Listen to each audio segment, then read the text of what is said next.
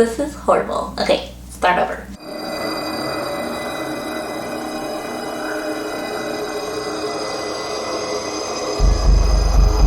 Hello everyone and welcome back to my channel.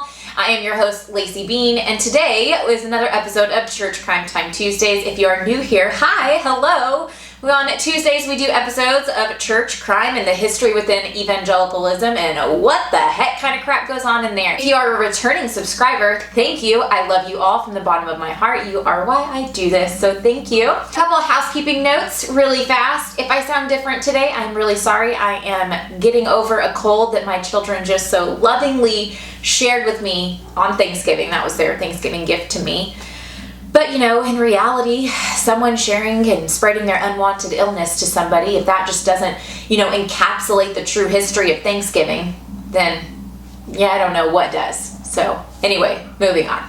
Also, because I've been sick, I have not been able to record, so I am recording on a weekend. Sorry if it's loud. Literally had not one plane fly over my house today. Well, let's just hope it stays that way. Okay.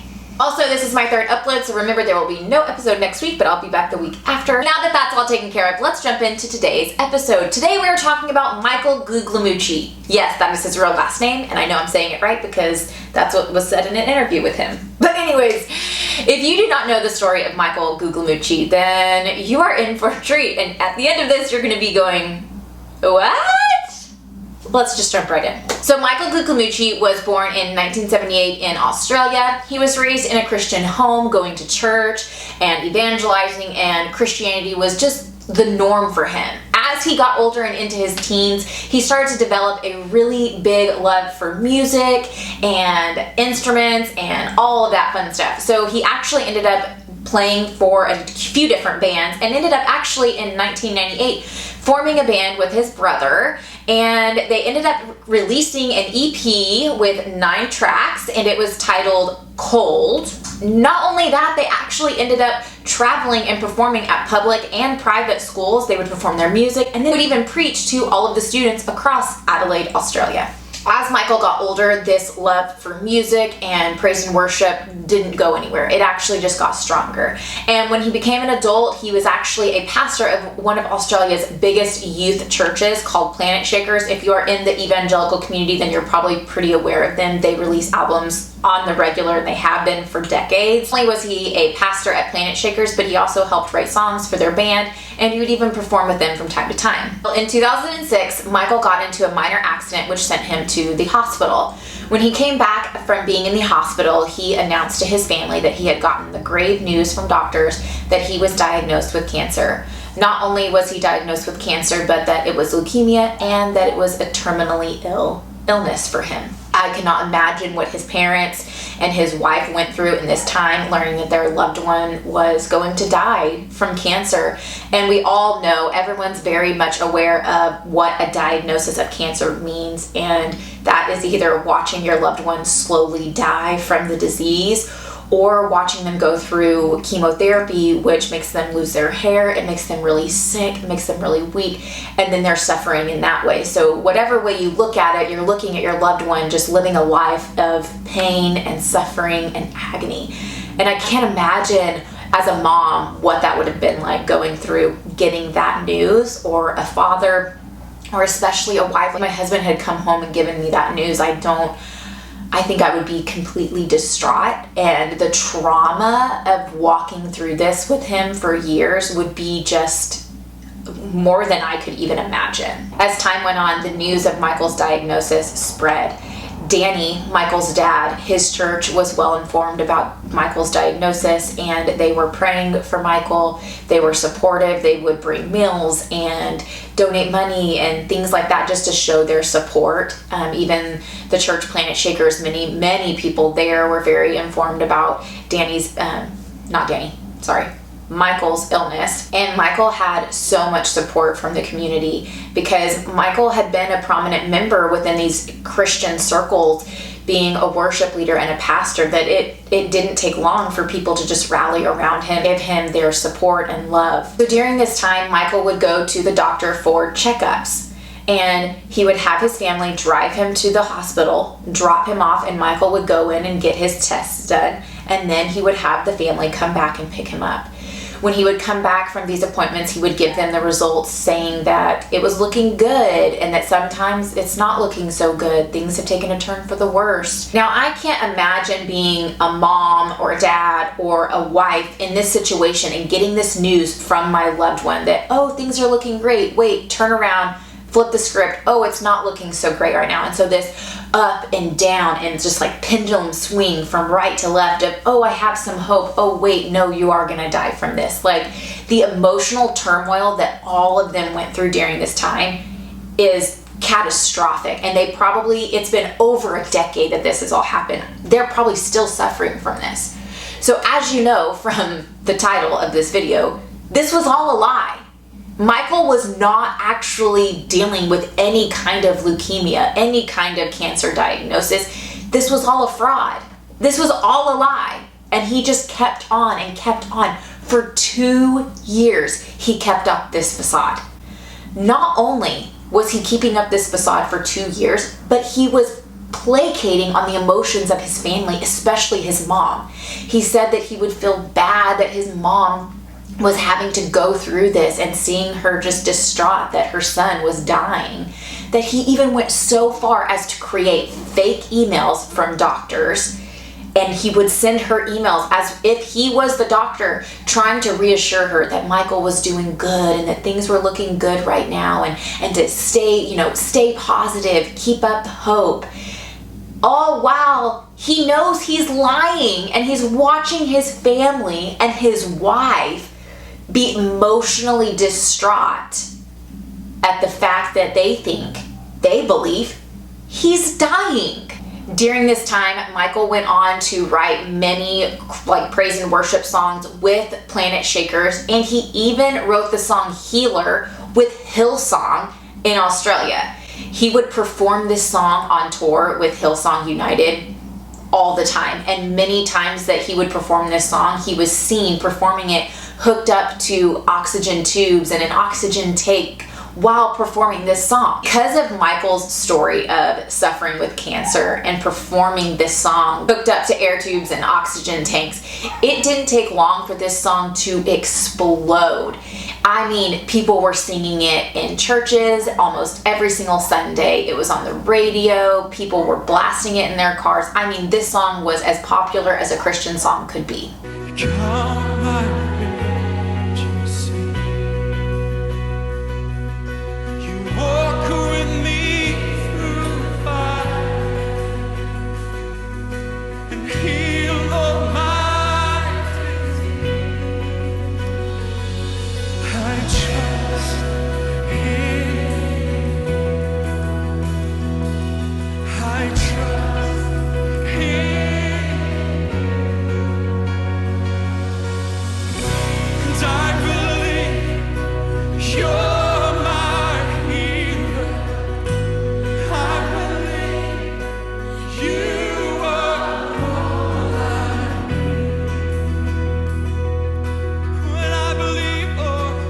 As this song is exploding, so is Michael's story. Michael's story of him being diagnosed with terminally ill cancer, but still having hope and faith in Jesus and singing these kinds of songs was just playing on the heartstrings of people within the evangelical community. And his story went viral everywhere. Everyone knew Michael's story. Everyone knew that he was suffering with cancer, but still had a loving, beautiful heart for God. And then one day, that all changed. One day in August of 2008, Danny, Michael's father, got a call from Michael asking him to come over and have a conversation with him and his wife. Danny had no idea what this conversation was going to hold, really didn't think much of it. So he goes over to Michael's house, and at this time, Michael unloads on his dad and tells him everything. He talks about how he didn't have a terminally ill sickness, he didn't have cancer, that it was all fake, and he'd been lying. For 2 years, he had been lying. He told his father everything. Now, I can't imagine what his dad, I know I've said that a lot, but like literally I not imagine what his father was thinking in that moment, because if it was my son, like I would want to just like fucking deck him right then. Just be like, are you fucking kidding me? For 2 years, you have seen your mom and I and your wife distraught, emotionally just torn to pieces over the fact that we think you're dying, and it comes out that it's all a fucking lie. Livid wouldn't even begin to explain how I felt. Apparently, Michael comes out saying that the reason that he came up with this whole entire fraud and big, huge lie was because Michael had been suffering with a 16-year-long addiction to pornography. And he thought that if he was able to come up with this lie, that it would kind of take away his guilt and shame for having a pornography addiction and kind of just, steer the focus off of it. I still don't understand why he thought this was like, yeah, this is logical. Let's just lie and say I'm dying of cancer. Like, it doesn't fucking make sense. But in his head it did, and that's why he did this. So Michael's dad, Danny, ended up reaching out to the elders and leaders within the churches that they were attending, asking for guidance and counseling. Michael did say that he was dedicated to some kind of recovery, to admit that what he had done was wrong, and to basically just own it. And he did. Like, I will say that. I will give him props for like completely owning his shit. He even ended up doing an interview and just completely flat out threw himself under the bus, said everything was a lie and why he did it. He completely owned it. And not only did he own it, but he dedicated himself to recovering and actually going and seeking professional help to understand why he would fabricate some kind of huge lie like this, and also get help from his pornography addiction. Now, you're probably asking, how did nobody realize that this man was lying for 2 years? Like, it's cancer. Wouldn't you realize and see like, hey, they're not really sick? But here's the thing.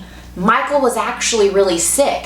His parents said that they had no reason to believe that he was lying because Michael would have sessions of just like puking for absolutely no reason. He was losing his hair and he would have unexplained pain. So everybody was like, yeah, this seems legit. Like, you have fucking cancer, you're dying.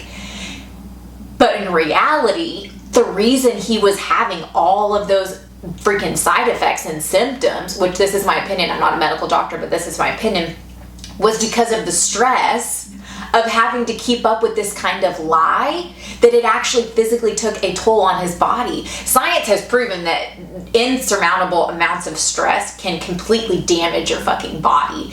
And his case is no exception. It's actually freaking proof. This man was going through so much stress, having to maintain this extravagant lie that not only his family knew, but his churches and like the whole fucking world at this point. And he's having to keep up with that facade that it caused him so much stress that he was losing his fucking hair. He was throwing up for unexplained reasons. Gee, I don't know. He goes on in his interview to try to say that like he really was sick and that like, I'm not that good of an actor. Okay, buddy, you're not that good of an actor. You fooled the whole entire world that you have fucking cancer. Like, you can't say I'm not that good of an actor, because apparently you are. But he tries to be like, I really was sick. Yeah, you're dealing with guilt and shame and, the stress of like having to keep up that facade of like, I'm dying from cancer, when in reality you're not. So when this initially came out, people were pissed. And remember, the song Healer is famous. It's viral. Everyone's singing it, and it's in their churches. Everyone is playing it on the radio. Everyone's blasting it in their cars. And all of a sudden the song was like, no more. Everybody took it out of their church services and everything. For about 2 weeks. Until Michael's statement came out, Michael's interview came out, and then all of a sudden, everybody was like, grace upon grace upon grace for Michael, and being like, I really hope that he finds healing. I really hope that he, is really repentive and that he's changing, and God says, don't judge. So, we can't judge him. We just have to pray for him and pray for him and pray for him. And I read through so many comments of this exact same narrative, like, just pray for him, give him grace, and he's asking for forgiveness, blah, blah, blah.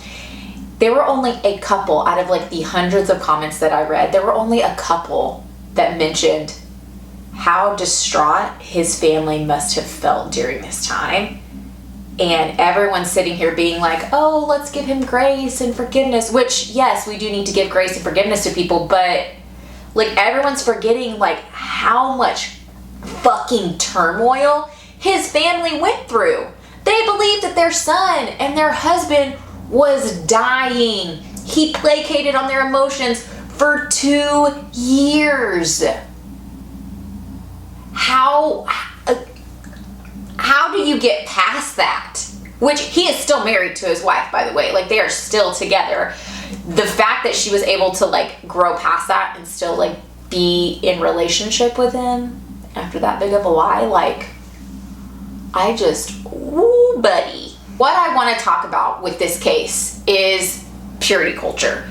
So I will give Michael the fact that he actually did come out, and like he could have hid this his entire life. He could have come out and been like, I'm healed, and everyone would have been like, oh my gosh, he's healed. It's a miracle from Jesus. And nobody would have been the wiser.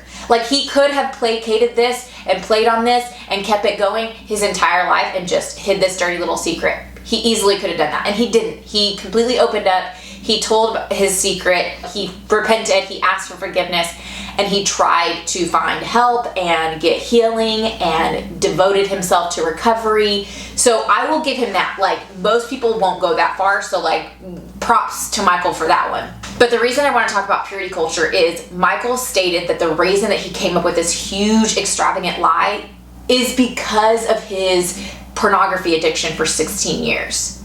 So looking at that, my opinion, after, kind of dissecting this, is the reason that he came up with this lie is because of the shame that he felt because of his pornography addiction was so great that he needed something else to take the place, so he didn't have to face the fact or the emotions or the amount of shame he was feeling from his pornography addiction. Now, if you're in the evangelical world, then you understand that purity is something that they just put a lot of importance on. And they put this standard of purity on children and kids and teens that is just honestly unreachable for the mass majority of the population. In extreme cases, you can't masturbate or kiss or hold hands or even hug until you're married.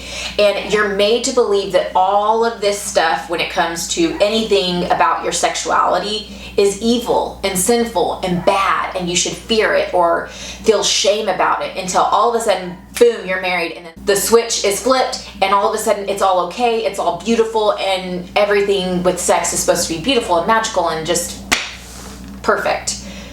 But in reality, a lot of people can't just like flip that switch and go from everything being horrible and bad to it being beautiful and lovely. It's not how your body works. It's not how your mind works. In evangelicalism, they put a lot of shame on things like pornography, homosexuality, sex workers, and so much more. There are even some like extreme fundamentalist types of Christianity that put a lot of shame on like even having sex toys or masturbation or anything of that sort. And this shame that people experience when it comes to their sexuality can be so great that it leads them to live a life of lies. That's why you have people who are gay getting married to a straight person just so they don't have to come out of the closet and experience that kind of backlash. In Michael's case, he created this whole lie so he didn't have to experience the increased shame from people because he had a pornography addiction. Now, I'm not going to get into the whole like, is pornography good or bad or evil or whatever, because that's just, I don't even want to touch that with a 10-foot pole. You have to admit that the way that evangelicals approach purity is very problematic. You have people hiding secrets their entire life because they're so scared about what people will think of them or the insurmountable amount of shame they're going to experience when they come forward with whatever it is, whether that's being gay or liking porn or enjoying sex toys or masturbation or whatever it is. There's so much shame with it that people just keep hiding stuff and hiding secrets, and that's how they live their life. And my husband and I really started kind of rethinking our thoughts on purity and like what we were taught growing up.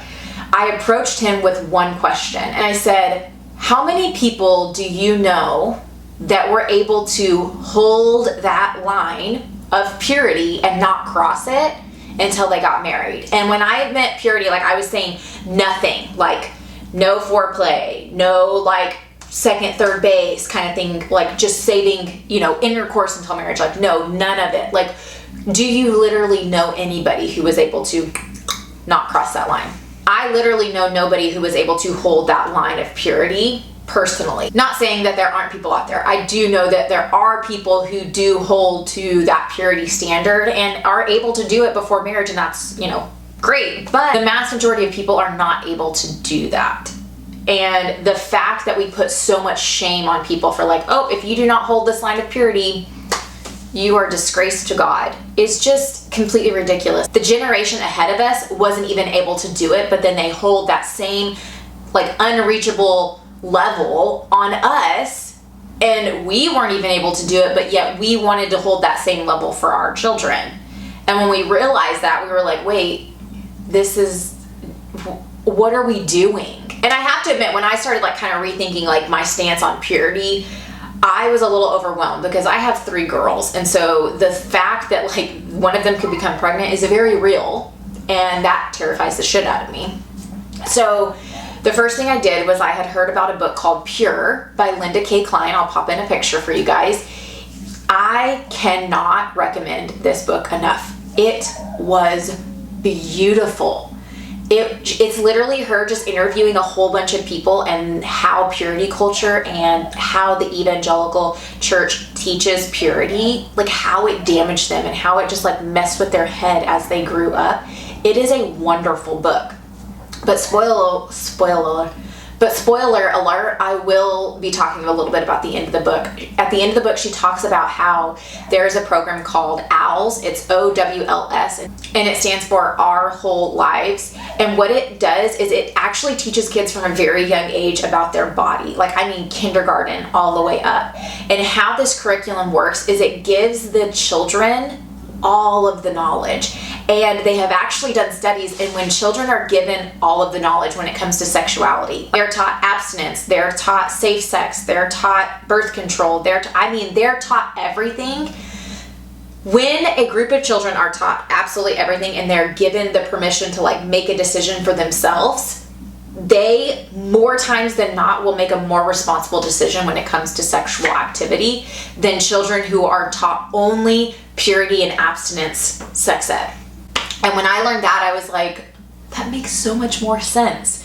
So I highly recommend that book. Go give it a read. And the Our Whole Lives curriculum is a beautiful curriculum. I highly recommend that one as well. You can teach it to your children at home, or some, especially like charter schools, I know have actually like implemented that into their curriculum. So that was a really big tangent that I took there with the Michael Guglielmucci case, but I felt like I really had to like talk on that because that was the whole reason he came up with this whole fabricated lie of having leukemia, was because of his shame of having a pornography addiction, instead of it being like really understanding and loving, and if he wanted to not have that addiction anymore, that it was okay and that he could process through that and actually have resources to help him not feel the shame.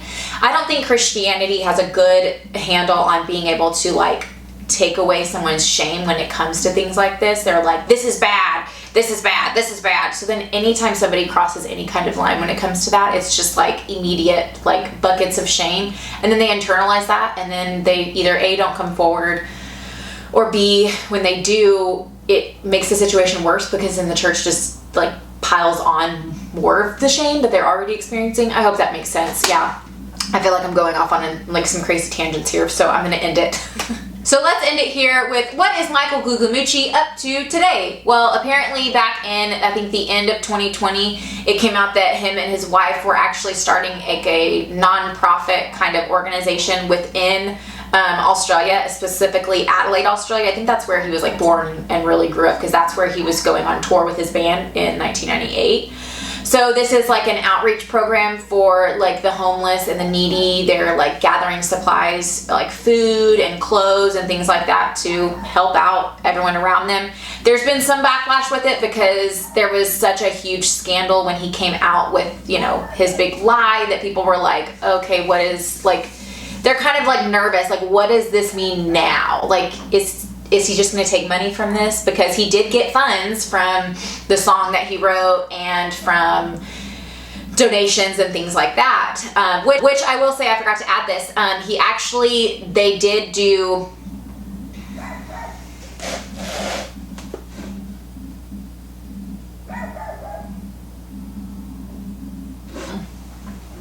I will add this, I forgot to say this earlier. When Michael's whole scandal came out, they actually did revoke all of his credentials, like pastoral credentials and all of that stuff.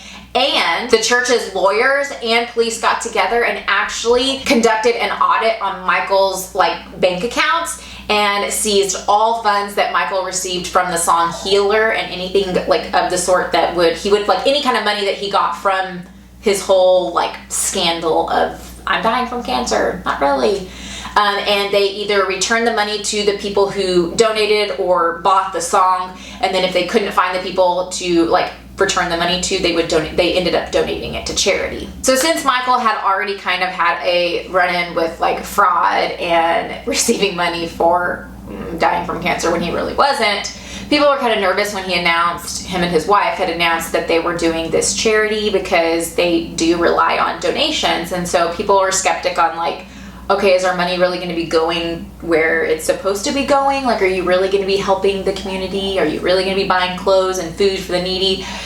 So there's been some skeptical articles coming out about it since their announcement in 2020, but nothing has come of it since. And so crossing our fingers that it is a good charity that's actually helping people. So yeah, that is the case of Michael Guglielmucci, and his false claims that he was dying of cancer, and how he literally fooled the entire world for 2 years, including his family. If he is ever watching this, I will say, Michael, thank you for coming forward and actually being honest and telling, the world that you were lying, because you could have easily not done that and nobody would have known the wiser. If Michael's family ever watches this, I am sorry. I am sorry for what you went through, and I hope that you are finding healing and got some really good therapy, because I cannot imagine the emotions and just turmoil that experience did on you. I can't imagine what you've been through and are still probably going through. So I hope that you guys are finding healing and restoration and peace as you move forward. So I hope you guys enjoyed this episode of Church Crime Time Tuesdays. This one was a little bit lighter than last week when we covered Ravi Zacharias, and the week before when we covered Ravi Zacharias, because that was just a shit show of a case, and it needed 2 entire videos because it's just... If you haven't watched it, I highly recommend it. Go back and watch it. It is heavy.